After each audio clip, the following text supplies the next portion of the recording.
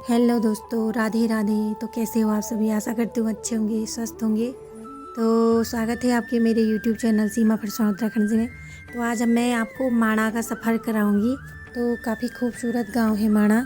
तो ये देख सकते हो आप, अलकनंदा नदी सतोपन से होके आती है और विष्णु हरि के चरणों से होके बहती है नीचे, और ऊपर माणा गांव से आती है माँ सरस्वती नदी, जो कि वहीं पर निकलती है और नीचे केशव प्रयाग में मिलती है। आगे केशव प्रयाग है, ऊपर की साइड यहाँ पे केशव प्रयाग है। तो यहाँ पे दोनों नदियों का संगम होता है, उसकी भी कथा है। तो चलो फिर माणा गांव के लिए चलते हैं। तो ये काफ़ी खूबसूरत उनके बुने हुए का लगे हैं कारीगर, जो बोलते हैं एक काष्ठ कला बोलते हैं, जिसे हाथों से द्वारा निर्मित बनी हुई। और हमारे गढ़वाल की ये जो दन बोलते हमारे यहाँ, कारपेट बोलते जिसे, वो हाथ से बनाते हैं। ये ऊन की, ये बकरी के ऊन से तैयार हुए कपड़े रहते हैं। सारे ऊन बकरी के ऊनों से बनाई जाती है और काफ़ी खूबसूरत लग रहे हैं। मैं तो आते समय लेके जाऊंगी, कुछ ना कुछ तो लेके जाऊंगी। तो ये देख सकते हो, काफ़ी खूबसूरत लग रहे हैं दोस्तों ये।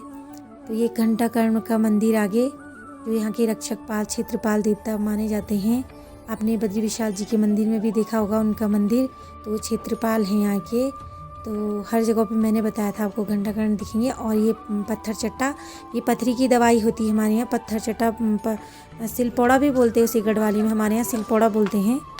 तो ये आप एक चीज़ बहुत अच्छी लगी मुझे यहाँ, वो कि हर घर पे आपको कारीगरी मिलेगी, एक से एक कलाकृतियाँ मिलेगी जो यहाँ भगवान की बनी है। ये घंटाकर्ण, कहीं पे गणेश भगवान जी, कहीं भोलेनाथ जी की।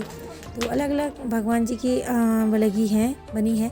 तो ये हमारे गढ़वाल की परंपराएं, गढ़वाली टोपी, जो कि बहुत सुंदर लग रही, ये देख सकते हो। और चलते हैं फिर आगे की ओर।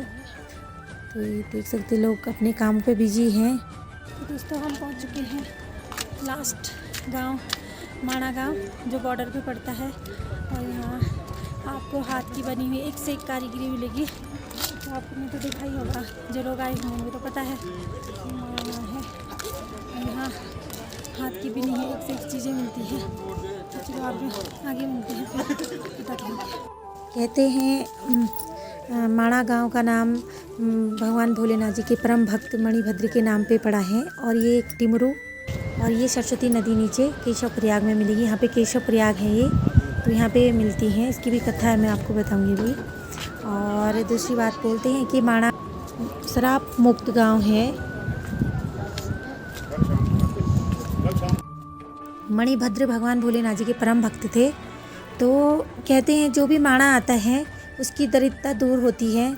कहते हैं वो किसी की आर्थिक तंगी हो किसी से भी, तो माणा गांव आएगा तो उसकी ये सब परेशानियां ख़त्म हो जाती हैं।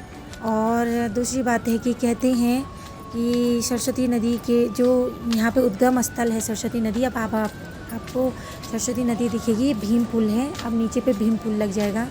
और भीम पुल के बारे में ये है कथा है कि जब पांडव स्वर्ग जा रहे थे, तो जब सरस्वती नदी पार नहीं कर पाए, तो उन्होंने माँ द्रौपदी के लिए ये पुल बनाया था, पत्थर रख के उन्होंने पत्थर को यहाँ पे रखा और पुल बना दिया। तब से ये पुल बना हुआ है, जब से पांडव स्वर्ग गए थे। ये आप देख सकते हो सरस्वती नदी बहती हुई, और ज़्यादा दूर से नहीं, ऊपर से निकलती है। काफ़ी लोगों ने दर्शन किया होगा, लोगों को पता होगा, लेकिन जिन्होंने दर्शन नहीं किए होंगे तो उनको बताती हैं, किसी को जानकारी नहीं होगी। तो सरस्वती नदी अपने वेग में बहती है और शोर करते हुए बहती है, मतलब तो काफ़ी शोर सुनाई देता है, आपने देखा होगा जिन्होंने दर्शन किए होंगे। तो कहते हैं कि जब वेद व्यास जी महाभारत की रचना कर रहे थे और गणेश जी लिख रहे थे, तो गणेश जी के आग्रह करने पे भी सरस्वती माता का जो शोर है वो कम नहीं हुआ। तो गणेश भगवान जी ने श्राप दिया था सरस्वती माता को। तो ये आगे यहाँ पर से भीम पुल है, और ये स्वर्गारोहिणी के लिए जाता है यहाँ से सतोपंथ के लिए, और ये आगे से। तो गणेश जी ने आग्रह करने पे भी नदी का शोर कम नहीं हुआ। तो गणेश जी ने श्राप दे दिया कि तुम यहीं पे विलुप्त हो जाओगी।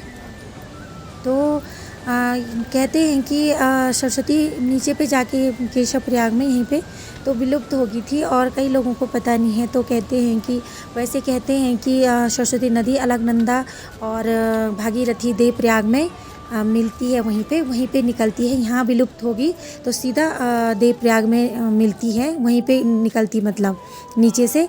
तो कई लोगों को पता नहीं होगा, लेकिन वैज्ञानिक दृष्टि से तो कुछ और ही बोला जाता है कि मतलब भूकंप या कुछ ऐसी चीज़ें बोली जाती हैं। और दूसरी बात है कि त्रिवेणी घाट आपको पता होगा इलाहाबाद में, गंगा जमुना सरस्वती आपको पता होगा, लेकिन सरस्वती नदी का वहाँ भी बोलते पता नहीं, लेकिन गंगा के साथ मिल जाती है सरस्वती नदी। तो ये ऊपर पे माणा गांव वालों के मकान है। और ये नीचे भीम पुल देख सकते हो, काफ़ी बड़ा है। ज़्यादातर लोगों ने बद्रीनाथ जी के दर्शन किए होंगे, माणा भी आए होंगे, तो ये आपकी मेमोरी ताज़ा होगी। और दर्शन कर लो दोस्तों, आप लोग भी, जो बड़े हो मेरे छोटे हों, तो आप दर्शन कर लो। ये भीम पुल है। ये हम आप गरम गरम चाय पियेंगे।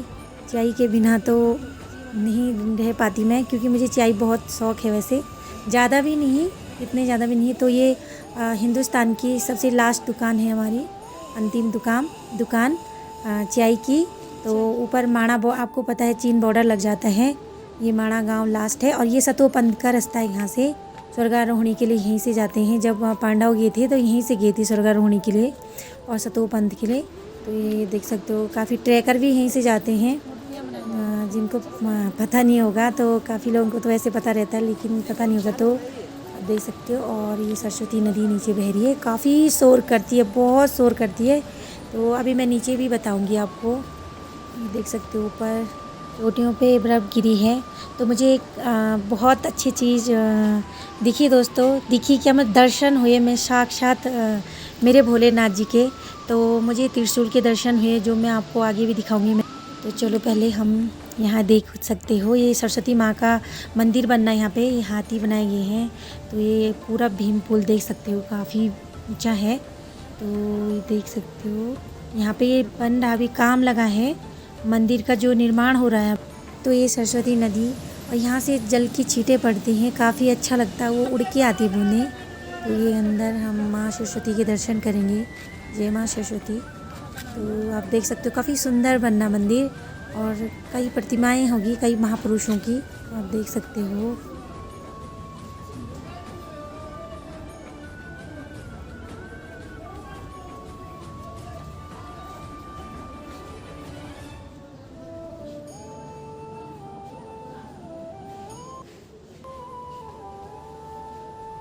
तो चलो दोस्तों, थोड़ा सरस्वती नदी के किनारे ले जाती हूँ आपको नीचे।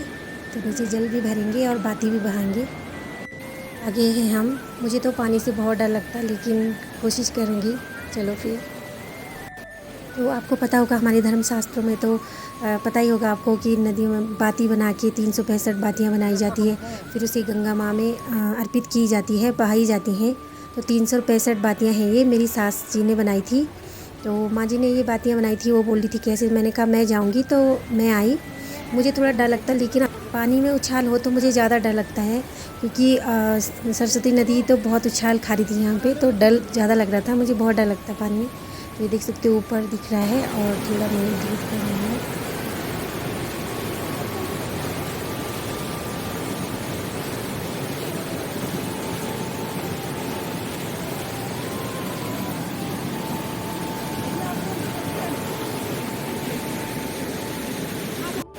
तो मैंने ये जल भर लिया है, अब हम घर जाएंगे, और ये जल मैं भर के अपने बच्चों को और घर में ले जाऊंगी, क्योंकि बहुत पवित्र होता है ये जल। हमारे धर्मशास्त्रों में भी लिखा है कि गंगा जल बहुत पवित्र होता है, आप कितने सालों तक भी रख लो, कभी ख़राब नहीं होता। यही माँ गंगा की शक्ति है। और ये मैं सरस्वती माँ का जल ले जाऊंगी, अपने बच्चों को भी पिलाऊंगी, क्योंकि ये बहुत पवित्र होता है और अच्छा होता है। तो मैंने भर लिया है। तो ये आप देख सकते हो पीछे माँ सरस्वती।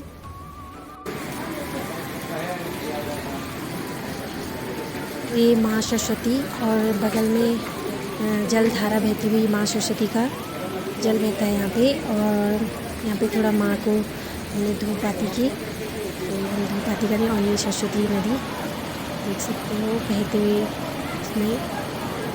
यहीं पे हमारे हिंदुस्तान की आखिरी चाय की दुकान पड़ती है।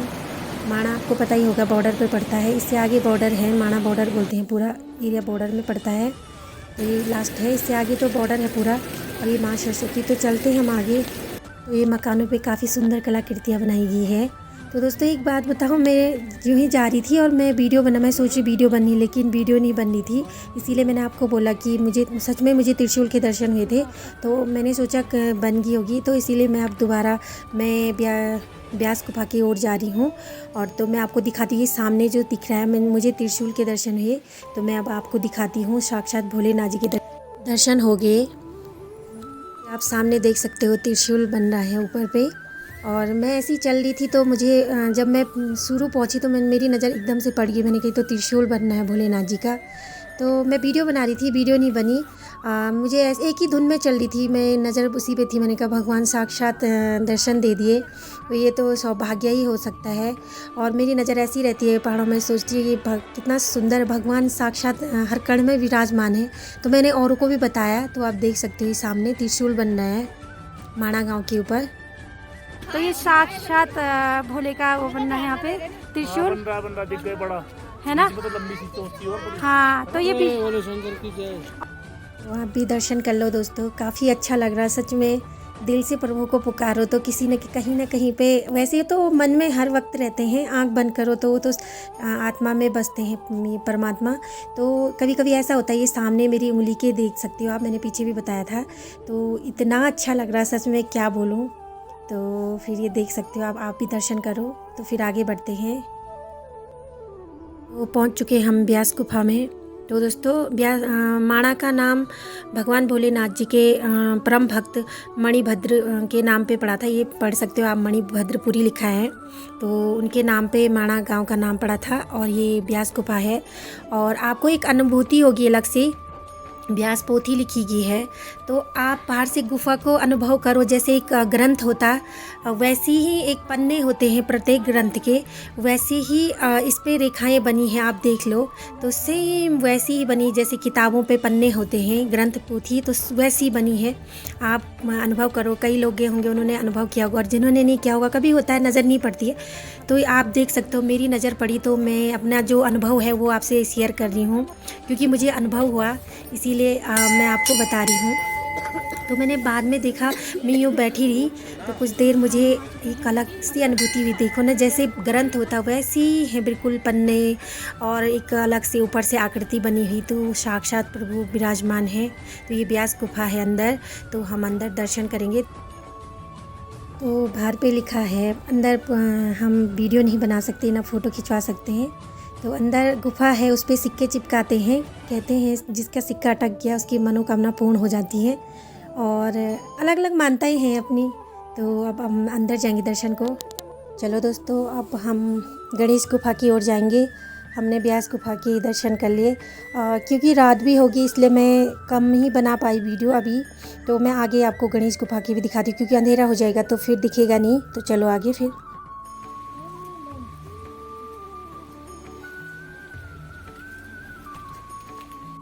सबके घरों पे बने मिलेंगे, कहीं वेद व्यास जी, कहीं पोतली, और ये रामायण की किताबें। तो काफ़ी अच्छा सजाया था उन्होंने, नज़ारा देख सकते हो। ये हम जा रहे हैं गणेश गुफा की ओर।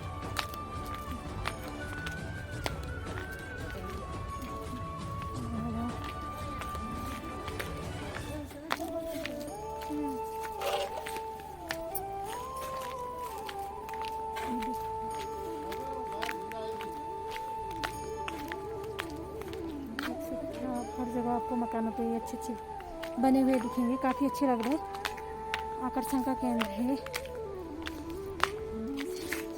काफ़ी अच्छा लग रहा माणा गाँव। जय हो मेरी गौरीनाथ। यहाँ से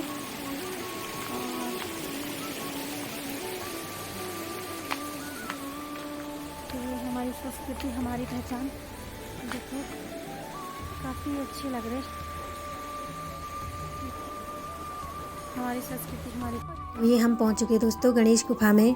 तो आपको पता ही होगा, गणेश जी ने महाभारत लिखी थी और वेद व्यास जी ने उसकी रचना की थी। तो ये अब हम देख सकते हैं काफ़ी अच्छा लग रहा। पीछे पूरी गुफ़ा है, गुफ़ा पे मंदिर बना है और आगे मंदिर बना है, लेकिन गुफ़ा पे पूरा और अंदर से परिक्रमा करने का भी है। वहाँ भी सिक्के चिपकाते हैं। तो अंदर तो फ़ोटो वीडियो बनाना वर्जित है, जो नहीं करना चाहिए तो नहीं बनानी चाहिए। तो चलो फिर। तो दोस्तों रात हो गई आते आते। तो चलो थोड़ा और बद्री विशाल जी के दर्शन कर लेते हैं। चलो फिर। कितना सुंदर लग रहा है बद्री विशाल जी का धाम, बहुत सुंदर। काफ़ी भीड़ है रात को भी अभी। तो चलो फिर दर्शन कर लिए हमने, अब घर की ओर भी जाएंगे, रूम पे चलते हैं फिर। तो मिलते हैं आगे आपको। जय बद्री विशाल। तो दोस्तों रात हो चुकी है, हम रुके हैं यहाँ होटल में। तो अब हम रूम पे आ चुके हैं। आज हम माणा गांव के दर्शन कराए। तो अपने भी छोटे बीच में गांव पड़ते हैं, क्या क्या पड़ाव पड़ता है, और यहाँ इतना अच्छा लगता है बद्री विशाल जी की तरफ में। तो ऐसा लगा कि वह चारों तरफ ऐसे लगा हर चीज़ में आकृति नज़र आ रही। तो आप आगे देखोगे, सब मैं वीडियो में डाल दूँगी। और दूसरी बात ये है कि अभी हम माणा से वापस आए, माणा गांव गए थे, तो मैं माणा का पार्ट हो गए, क्योंकि इंटरेस्टिंग लगेगा आपको देखने में। और दूसरी बात है कि आप एक कॉमन सी बात है, क्योंकि बद्रीनाथ और ये तो सब आपने देखा ही होगा, लेकिन मैं छोटी छोटी चीज़ें आपको दिखाती रहूँगी। जैसे कई लोग दर्शन नहीं कर पाए होंगे तो वो वीडियो में देख सकते हैं। आप लोग भी जिन्होंने देखा हो वो भी अनुभव कर लेना, दर्शन कर लेना कि कैसी अनुभूति होती है। और आप विशाल जी के यहाँ पट बंद होते हैं। तो मैं इसको लाई, ये 100 की पड़ी, 4 लाए थे हम। तो काफ़ी अच्छे हैं बच्चों के लिए गरम। तो जो बुनकर थे मैंने जिनकी वो डाल रखी, तो ये लेके आए थे हम। और ये एक ये लाई मोबाइल रखने वाला पर्स। तो बिनने को तो मैं भी बिनती हूँ, लेकिन मेरे पास टाइम नहीं है अब बिनने का, तो आलस आ जाता है। बहुत काम है मेरे पास, ऑलरेडी मेरे पास ऊन है, तो मैं भी बिनूंगी। कोशिश तो मैं भी करूँगी घर में कि मैंने बिनना है। और कोशिश मतलब मुझे आता है, लेकिन अब तो टाइम नहीं होगा। तो ठीक है दोस्तों, मिलते हैं नेक्स्ट ब्लॉग में। आज का ब्लॉग यहीं तक। तो अब तब तक अपना ख्याल रखिएगा, स्वस्थ रहेगा, तो मेरे वीडियो में बनिए रहेगा। तो मिलते हैं नेक्स्ट ब्लॉग में। तो ओके बाय।